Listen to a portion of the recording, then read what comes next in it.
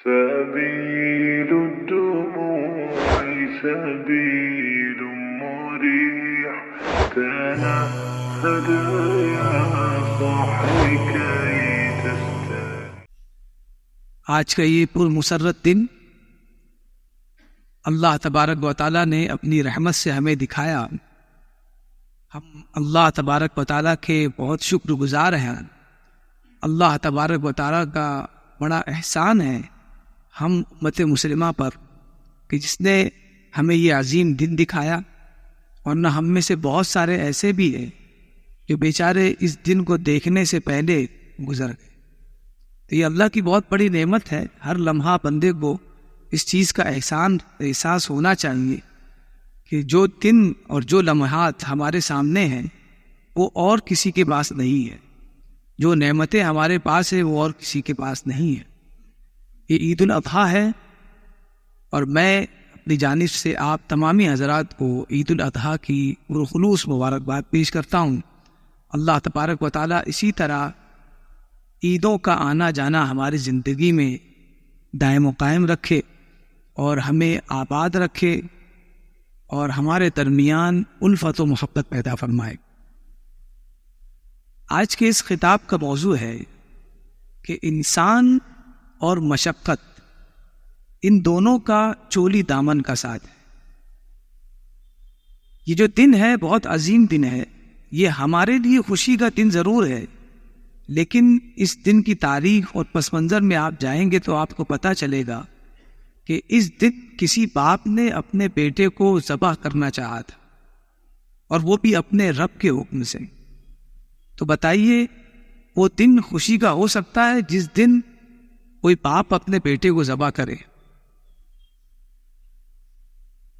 باپ کا بیٹے کو ذبح کرنا بظاہر خوشی کا محسوس نہیں ہوتا دن، لیکن اگر یہ قربانی اللہ کی جانب سے ہو تو بالکل خوشی کا دن.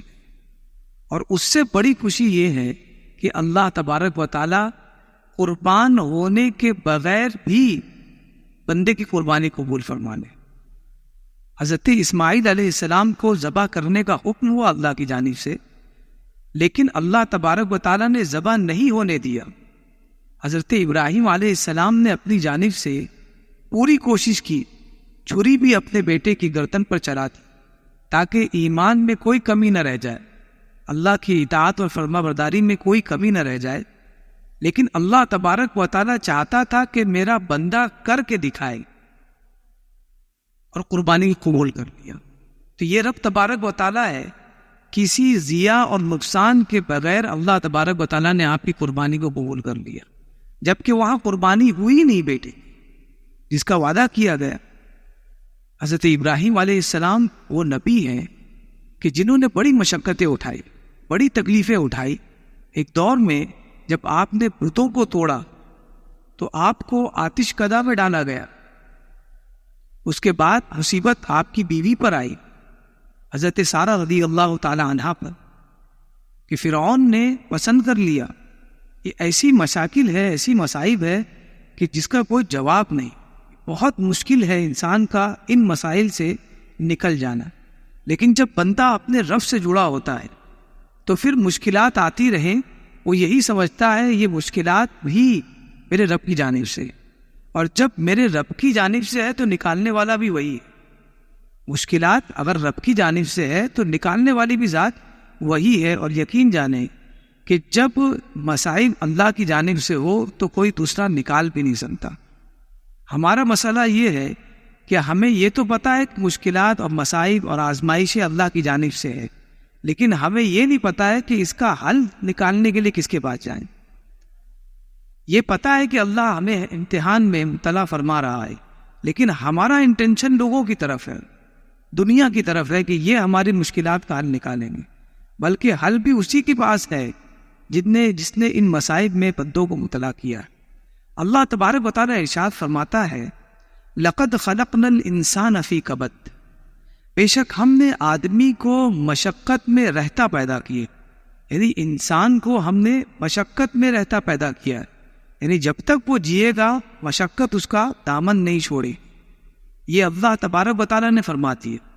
کہ انسان مشقت سے کبھی بھی جدا ہو کر نہیں رہ سکتا، اور یہ عید الاضحیٰ ہے، اور اسی دن جو قربانی ہوئی وہ بتاتی ہے کہ بندے کے لیے اگر قربانی خوشی نہ ہو تو وہ کبھی خوش نہیں رہ سکتا۔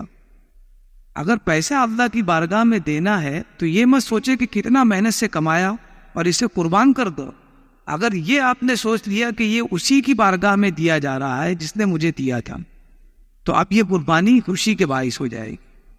اگر وقت آپ اللہ کی راہ میں خرچ کر رہے ہیں یہ سوچ کر کہ وقت دینے والی ذات کی وہ ہے، تو آپ کو خوشی محسوس ہوگی۔ تو قربانی کا انٹینشن دیکھیں کہ کیا ہے۔ حضرت ابراہیم علیہ السلام نے اتنی بڑی قربانی دی، اس کے بعد یہ آزمائش آئی کہ آپ کو اولاد نہیں، کئی سالوں تک آپ اولاد سے محروم رہے، یہ بہت بڑی آزمائش تھی۔ اس کے بعد اس آزمائش سے نکالا اور آپ کو ایک اولاد عطا کی، نیک اور صالح حضرت اسماعیل علیہ السلام۔ اولاد بڑے سالوں کے بعد جب ہوتی ہے تو بہت ہی خوشی ہوتی ہے، اور اس کے ساتھ ہی ساتھ بندہ یہ سوچتا ہے کہ اس سے بڑی کوئی نعمت نہیں، اور اس سے بڑی کوئی مشکل بھی نہیں ہوگی، مصیبت بھی نہیں ہوگی اگر یہ میرا بچہ مصیبتوں میں مبتلا پڑ جائے۔ اور وہاں پر اگلی مصیبت اور اگلی آزمائش حضرت ابراہیم علیہ السلام پر یہ آئی کہ اللہ کی جانب سے خواب میں وحی ہوئی کہ اے ابراہیم، ہم چاہتے ہیں کہ تم اپنے بیٹے کو ذبح کرو، وہی بیٹا جو کئی سالوں کے بعد اللہ نے عطا کیا ہے، اور اب وہی خدا اس بیٹے کی قربانی مانگ رہا ہے۔ حضرت ابراہیم علیہ السلام نے کہا کہ میں تو بڑی مشکلات جھیل چکا ہوں، اب اس کے بعد یہ مصیبت میرے لیے کوئی مصیبت نہیں، کیونکہ جس نے دی ہے وہی لے رہا ہے، اور یہ تو ایک ہے، اگر 100 ہوتی تو 100 قربان کر دیتا۔ یہ جذبہ ہے، یہ بہت مشکل ہے یہ جذبہ پیدا ہونا، لیکن اللہ تبارک و تعالیٰ نے اگر امتحان کے لیے کسی کو چنا ہے تو ساتھ ہی ساتھ اللہ تبارک و تعالیٰ نے اسے توفیق بھی دی۔ یہ حضرت ابراہیم علیہ السلام۔ حضرت حاجرہ رضی اللہ تعالیٰ عنہ، آپ نے بھی بڑی مشاکل جھیلی، لیکن آپ ذرا سوچئے کہ حضرت اسماعیل علیہ السلام سے حضرت ابراہیم علیہ السلام نے کہا کہ بیٹے، میرے رب نے مجھے حکم دیا ہے کہ میں تمہیں ذبح کر دوں، تمہاری کیا رائے ہے؟ تو حضرت اسماعیل علیہ السلام نے فرمایا، یا ابت افعل ما تؤمر، اے والد صاحب، آپ کو جو حکم ہوا ہے وہ کر گزرے، اللہ کا جو حکم ہوا ہے اس کے بارے میں سوچے نہ، بلکہ میری جانب سے بھی اجازت ہے کہ اگر مجھے ذبح کرنے کا کہا ہے تو ذبح کر دیں۔ ذرا سوچئے، حضرت ابراہیم علیہ السلام کی تربیت ہو رہی ہے، مصائب میں وہ پڑے ہوئے، حضرت حاجرہ نے بھی بہت تکلیفیں جھیلی، حضرت اسماعیل علیہ السلام کو یہ چیزیں کہاں سے ملی؟ یہ چیزیں ان دونوں سے ملی، اپنے والدین سے ملی۔ والدہ نے جو تکلیف جھیلی ہے مکہ کے ڈیزرٹ اور صحرا میں، وہ کوئی جانتا نہیں، ایسا نہیں ہے، ہر انسان جانتا ہے، چاہے وہ مسلمان ہو یا غیر مسلم ہو، کہ ایک تنہا عورت صحرا میں پڑی ہے اپنے بچے کے ساتھ، جہاں نہ پانی ہے نہ کھانا ہے، اور اتنی مشکلات کے بعد بھی وہ ایک ہی بات کہتی ہے کہ میرا رب مجھے ضائع نہیں کرے گا۔ یہ ایمانیات ہے، یہ ارتقاءات ہے، یہ ایمان کی بلندی ہے کہ بندہ اس وقت میں جب سارے وسائل ختم ہو جائے، بندہ دل سے کہے کہ میرا رب موجود ہے، میرا رب موجود ہے، اور میرا رب لا مکان میں موجود ہے، اس کا کوئی مکان نہیں، میں جہاں پکاروں اینما تولوا فثم وجہ اللہ، جہاں چہرہ گمانوں وہاں میں اپنے رب کو پاؤں گا۔ اور یہ میرے رب کی طاقت ہے۔ جب بندے مومن کو اپنے رب کی طاقت کا اندازہ ہو جائے تو یقین جانیے، دنیا میں اگر اس کے والد چھوڑ جائیں، والدہ چھوڑ جائیں، وہ دنیا میں تنہا بھی ہو جائے تو یہ محسوس کرے گا کہ میرے ساتھ وحدہ لا شریک ہے، اور جس کے ساتھ اس کا رب موجود ہو وہ کبھی تنہا کیسے ہو سکتا۔ آئیے ہم دیکھتے ہیں کہ حضرت حاجرہ رضی اللہ تعالی عنہا نے کتنی تکلیفیں جھیلی، جس کی بنیاد پر حضرت اسماعیل علیہ السلام کی تربیت ہوئی۔ اور یہ ضروری ہے کہ ماں باپ تکلیفیں جھیلیں، مشکلات کا سامنا کرے، تاکہ بڑے ہونے کے بعد اولاد دیکھے اور اس سے تربیت حاصل کرے۔ حضرت حاجرہ رضی اللہ تعالی عنہ، سب سے پہلا سبق یہ کہ جب صحرا میں حضرت ابراہیم علیہ السلام نے آپ کو تنہا چھوڑ دیا تو آپ نے عرض کی، ابراہیم کیا یہ اللہ کا حکم ہے؟ حضرت ابراہیم علیہ السلام نے فرمایا کہ ہاں، یہ میرے رب کا حکم ہے۔ تب حضرت حاجرہ نے عرض کی اگر یہ میرے رب کا حکم ہے تو وہ ہمیں ضائع نہیں کرے گا۔ وہ صحرا جہاں پر پانی نہیں ہے، کھانا نہیں ہے، انسان تو انسان جانور نہیں ہے، لیکن وہاں پر اپنے چھوٹے سے بچے، دودھ پیتے بچے کو لے کر کھڑی ہے اور یہ پوچھ رہی ہے کہ یہ اللہ کا حکم ہے یا نہیں، جبکہ یہ پوچھنا چاہیے کہ یہاں پر کوئی سہولت ہے یا نہیں، لیکن کہا کہ اگر اللہ کا حکم ہے تو سہولت وہ پیدا کرنے والا ہے، صحرا بنانے والا وہ ہے، اور صحرا میں آبادی بنانے والا بھی وہی ہے، سر سبز و شاداب کرنے والا صحرا کو بھی میری رب کی ذات ہے۔ جب پتہ چلا اللہ کا حکم ہے تو آپ بے فکر ہو گئی، لیکن اس کے باوجود جب پیاس کی شدت بڑھی ہے تو آپ ہاتھ پر ہاتھ دھرے بیٹھی نہیں رہی، بلکہ کبھی صفا کبھی مروہ، کبھی صفا کبھی مروہ، 7 چکر آپ نے دوڑ دوڑ کر لگائے، اور یہ دنیا کو بتا دیا کہ اللہ کی ذات پر توکل اور بھروسے کا مطلب یہ نہیں ہے کہ ہاتھ پر ہاتھ دھرے بیٹھے رہو، بلکہ مجھے دیکھو، میرا شوہر نبی ہے، میرا بیٹا نبی ہے، میں 2 نبیوں کے درمیان ہوں، اتنی عظیم ماں ہوں اور اتنی عظیم بیوی ہوں، اس کے باوجود اللہ پر توکل کرتے ہوئے میں دوڑ رہی ہوں، دنیا میں پانی کے لیے دوڑ رہی ہوں۔ تم ہو کون جو صرف اللہ کے توکل کا سہارا لے کر ہاتھ پر ہاتھ دھرے بیٹھے ہو؟ میرے گھر میں 2 نبی ہیں، اس کے باوجود میں دوڑ رہی ہوں۔ یہ سبق دیا کہ انسان کتنا بھی بڑا ہو جائے، کتنا بھی عابد و زاہد ہو جائے، لیکن دنیا میں اگر اسے رہنا ہے تو توکل کے ساتھ ساتھ کوشش بھی کرنی۔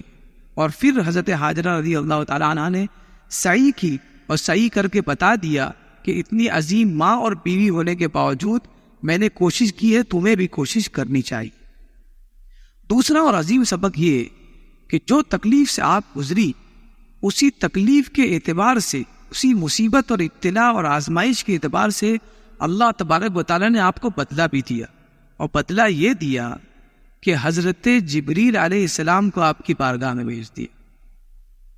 جبریل علیہ السلام سید الملائکہ، طاؤس الملائکہ، آپ کو آپ کی بارگاہ میں بھیج دیا، تنے تنہا ہے صحرا، اور آپ آنے کے بعد کیا پوچھتے ہیں؟ کچھ پوچھتے نہیں ہیں، بلکہ کہتے ہیں اے ہاجرہ، اللہ تبارک و تعالیٰ آپ کو اور آپ کے اس بچے کو کبھی ضائع نہیں فرمائے، بے فکر رہنا، دنیا کے کسی بھی کونے میں ہو، تم اللہ تبارک و تعالیٰ کی حفاظت پہ، کوئی تمہاری مدد کرے یا نہ کرے، اللہ تبارک و تعالیٰ تمہارے ساتھ ہے۔ یہ بتاتا ہے کہ جب ہم کسی مریض کے پاس جائیں تو اسے یہ دلاسا دے کہ امید رکھو تم بہت جلد صحت یاب ہو جاؤ۔ جب ہم کسی ایسے شخص سے ملے جو بے اولاد ہے تو ہمیں یہ سبق ملتا ہے اس واقعے سے کہ ہمیں اسے کہنا ہے کہ نا امید مت ہونا، اللہ کی ذات سے امید رکھو، اللہ تبارک و تعالیٰ تمہیں اولاد نرینہ عطا فرمائے۔ اگر کسی ایسے شخص سے گزرے، کے پاس سے گزرے جو بہت غمگین ہے، تو اس کے پاس 2 وقت بیٹھ جائے، گھنٹے 2 گھنٹے بیٹھ جائیں، اور اس کی دل آزاری نہ کرتے ہوئے اس سے کچھ دیر باتیں کر لے۔ جب آپ 2 باتیں کریں گے اس کے دل کو ٹھنڈک پہنچے گی۔ اور یہی سبق اس واقعے سے ملتا ہے کہ بندہ جب کسی ایسے شخص کے پاس بیٹھے جس کے پاس وہ چیز نہیں ہے تو اسے دلاسا دے کہ انشاءاللہ اللہ تبارک و تعالیٰ تمہیں دے گا۔ اور اللہ تبارک و تعالیٰ کی یہ بندے چاہتے ہیں کہ ان سے کوئی میٹھی باتیں کرے، کوئی اچھی باتیں کرے، کوئی خوشخبریاں سنائے، تو خوشخبریاں سنانے والے بن جاؤ۔ تیسرا درس یہ ہے کہ وہ ذات جو صحرا میں پانی نکال دے، حضرت ہاجرہ رضی اللہ تعالی عنہ کبھی مروہ کبھی صفا پر چکر لگا رہی، پانی کی تلاش میں، لوگوں کی تلاش میں کہ کوئی نظر آ جائے تو جس سے میں پانی مانگوں۔ اللہ تبارک و تعالیٰ نے اس پانی کو آپ کے ننھے سے بیٹے کی ایڑی کے نیچے نکال دیا۔ صحرا میں کہیں کوئی پانی کا نام و نشان نہیں ہے، اگر پانی لے بھی آئے تو پانی سوکھ جائے، اس قدر گرمی ہے، اس قدر شدت کی گرمی ہے۔ لیکن اللہ تبارک و تعالیٰ نے صفا مروہ کا چکر ہو رہا ہے اور پانی حضرت اسماعیل علیہ السلام کی ایڑی سے نکل رہا ہے۔ تو یہ درس ملا کہ وہ ذات جو صحرا میں پانی نکال سکتی ہے، کیا آپ کی زندگی سے وہ مشکل کو نہیں نکال سکتی؟ جو ذات حضرت ابراہیم علیہ السلام کو آگ سے بچا سکتی ہے، کیا تمہیں دشمنوں سے نہیں بچا سکتی ہے؟ جو ذات حضرت زکریا علیہ السلام کو بوڑھاپے میں، جبکہ آپ نے کہا میری کمر ٹیڑھی ہو چکی ہے، میرے بال سفید ہو گئے، اب مجھے بچہ کہاں سے ہوگا، اس ایج میں اللہ تبارک و تعالیٰ اپنے نبی حضرت زکریا علیہ السلام کو بیٹے سے نوازتا ہے۔ یہ وہی ذات ہے جو صحرا میں پانی نکالتی ہے، یہ وہی ذات ہے جو ایک عصا میں اتنی طاقت دے دیتی ہے کہ وہ عصا اور وہ ڈنڈا جب سمندر پر مارا جاتا ہے تو سمندر شک ہو جاتا ہے، راستہ بنا دیتا ہے۔ یہ وہ ذات ہے۔ اپنے رب کی قدرت کا اندازہ لگاؤ، ہم لگا تو نہیں سکتے لیکن اس کو جانو کہ ہمارا رب کتنا طاقتور ہے۔ وہ اپنی طاقت کو بتانا چاہتا ہے، لیکن بندہ ہے کہ وہ اپنے رب کی طاقت کا اندازہ ہی نہیں رکھتا۔ وہ تو سمجھتا ہے کہ میری مشکل کا حل اسی دنیا میں ہے، میں کسی کے سامنے کیوں گڑ گڑاؤں، میں اللہ کی بارگاہ میں کیوں گڑ گڑاؤں، بلکہ وہ دنیا کے سامنے گڑ گڑا لے گا، لیکن اللہ کی بارگاہ میں گڑ گڑانے کے لیے اس کے پاس وقت نہیں ہے۔ تو یہ موقع ہے عید الاضحیٰ جو ہمیں بتاتا ہے کہ انبیاء کی پیڑھی، انبیاء کے بچے، ان کا عالم یہ تھا کہ وہ اللہ کی جانب لو لگاتے اور صرف اللہ کی بات کرتے، تب اللہ تبارک و تعالیٰ ان کے لیے راستے نکال دیتا۔ تم اللہ کے بندے ہو، گنہگار ہو، تمہارا کوئی نہیں ہے سوائے اللہ تبارک و تعالیٰ، تم کیسے اللہ سے دور رہ کر خوش رہ سکتے ہو؟ تو اگر اپنی مشکلات کو عید میں بدلنا ہے تو اللہ کی جانب دوڑو، اگر اپنی تکلیفوں کو عید میں بدلنا ہے، خوشی میں بدلنا ہے، اللہ کی جانب دوڑو۔ یقین جانو یہی مسجد ہے جس میں تمہاری تمام تکلیفوں کا علاج ہے، یہی بارگاہ خداوندی ہے جس میں تمام تکلیفوں کا علاج ہے، یہی محراب ہے جہاں سے زکریا علیہ السلام کو اللہ تبارک و تعالیٰ نے بیٹا عطا فرمایا تھا۔ یہ اللہ کا گھر جہاں رب تبارک و تعالیٰ تم سے بات کرتا ہے، یہ بہت بڑی نعمت ہے کہ میرا رب ہم سے بات کرتا ہے۔ جب بندہ نماز پڑھتا ہے تو اللہ تبارک و تعالیٰ سے بات کرتا ہے، یہ میرے رب کی طاقت ہے جس کا اندازہ اور ان بندے کو ہونا چاہیے، اور یہی معرفت ہے، بندے کو پتہ چل جائے کہ میرا رب کتنا قوی ہے، کتنا طاقتور ہے، تو وہ پھر دنیا میں کسی کے سامنے نہیں جھکے گا، اور جب مشکلات آئے گی اللہ کی بارگاہ میں آ جائے گا۔ ایک آخری اور چوتھا درس جو سب سے اہم ہے، حضرت حاجرہ رضی اللہ تعالی عنہا مکۃ المکرمہ کے بالکل بازو میں اپنے بچے حضرت اسماعیل علیہ السلام کے ساتھ چشمے کے پاس بیٹھی ہوئی، زمزم کا چشمہ پھوٹ چکا ہے اور وہ پانی پی چکی ہے، اپنے بچے کو دودھ پلا رہی۔ کچھ دور پر قبیلہ جرہم کا ایک قافلہ گزرتا ہے اور یہ سب شہسوار تھے، ہتھیار لیس تھے، مسلح تھے۔ یہ وہاں سے گزرتے ہیں تو ان لوگوں کو نظر آتا ہے کہ یہ ڈیزرٹ ہے، یہ صحرا ہے، یہاں پر کبھی کوئی پرندہ نظر نہیں آتا تھا، لیکن کیا بات ہے یہاں پرندے بڑے نظر آ رہے ہیں۔ اگر یہاں پرندہ ہے تو اس بات کی نشانی ہے کہ یہاں پر پانی ہے، اور عرب والوں کے لیے پانی سے بڑی نعمت کوئی نہیں تھی نہ آج ہے۔ پانی کی بڑی نعمت اور بڑی قدر کرتے ہیں وہ لوگ، کیونکہ وہاں پانی سے محروم ہیں۔ تو جب ان لوگوں نے دیکھا تو وہ اس طرف گئے جہاں پر پرندے نظر آئے۔ جب وہاں گئے تو دیکھا کہ ایک تنہا عورت اپنے بچے کو گود میں لے کر بیٹھی ہوئی ہے چشمے کے پاس۔ وہ قبیلے والے نیچے اترتے ہیں، کچھ لوگوں کو بھیجتے ہیں اور وہ کہتے ہیں کیا آپ ہمیں اجازت دیتی ہے کہ ہم آپ کے ساتھ یہاں پر ٹھہر جائیں؟ یہ واقعہ ہمیں بتاتا ہے کہ وہ قبیلے والے ایمان والے نہیں تھے، اسلام انہوں نے قبول نہیں کیا تھا، وہ مسلمان نہیں تھے، لیکن اس کے باوجود وہ بتا رہے تھے کہ صحرا میں ایک تنہا عورت کو ایک چھوٹے بچوں کے ساتھ دیکھنے کے باوجود بھی اس سے اجازت لی جا رہی۔ اس سے پتہ چلتا ہے کہ اخلاق پر کسی کی اجارہ داری نہیں ہے، ایک بے ایمان اور غیر مسلمان شخص بھی بااخلاق ہو سکتا، تو اس پر تعجب کی بات نہیں کہ ایک غیر مسلم اتنا اخلاق والا ہے، لیکن سب سے بڑی تعجب کی بات یہ ہے کہ مسلمان ہو اور بد اخلاق۔ یہ تعجب کی بات نہیں کہ غیر مسلم بہت با اخلاق ہے، بہت شریف ہے، بلکہ تعجب کی بات یہ ہے کہ ایک مسلمان دغا باز ہے، ایک مسلمان دھوکہ دینے والا ہے، ایک مسلمان حرام کھانے والا ہے، یہ بہت تعجب کی بات ہے۔ یہ آخری درس جو ہمیں ملا وہ یہ ملا کہ ایک تنہا عورت کو دیکھنے کے باوجود غیر مسلموں کا قافلہ ان سے اجازت طلب کر رہا ہے۔ حضرت حاجرہ نے کہا اجازت تو ہے رکنے کی، لیکن پانی میں تمہارا کوئی حصہ نہیں، یہ پانی بڑی مشکل سے ملا ہے، بڑی تگ و دو کے بعد ملا ہے۔ وہ لوگ وہاں رکے لیکن کبھی پانی کو ہاتھ نہیں لگائے جب تک ان کی اجازت نہیں۔ یہ بتاتا ہے کہ پہلے لوگ تعلیم سے آراستہ نہیں تھے، اسلام سے بھی دور تھے، لیکن اخلاقیات تھی۔ اب تو ہم اسلام سے قریب ہو چکے ہیں، دورہ ہے اسلام کا، لیکن تعجب کی بات ہے کہ وہ اخلاق نظر نہیں آتا۔ اس کی وجہ یہ ہے کہ ہمیں ایسا لگتا ہے کہ مسلمان ہونے کا مطلب یہ ہے کہ اچھی سی ٹوپی لگا دی جائے، اچھا سا عمامہ لگا دیا جائے، اچھا سا کوٹ پہن لیا جائے، جبہ پہن لیا جائے، یہی مسلمان ہونے کی علامت ہے۔ بلکہ مسلمان وہ ہے جو اپنے والدین کا خیال رکھے، مسلمان وہ ہے جو اپنے پڑوسیوں کا خیال رکھے۔ اللہ تبارک و تعالیٰ کی بارگاہ میں دعا ہے کہ ہمیں کہنے سننے سے زیادہ اس پر عمل کی توفیق عطا فرمائے، اور اللہ تبارک و تعالیٰ ہمیں اپنی معرفت کا جام عطا فرمائے۔ وما علینا الا البلاغ المبین۔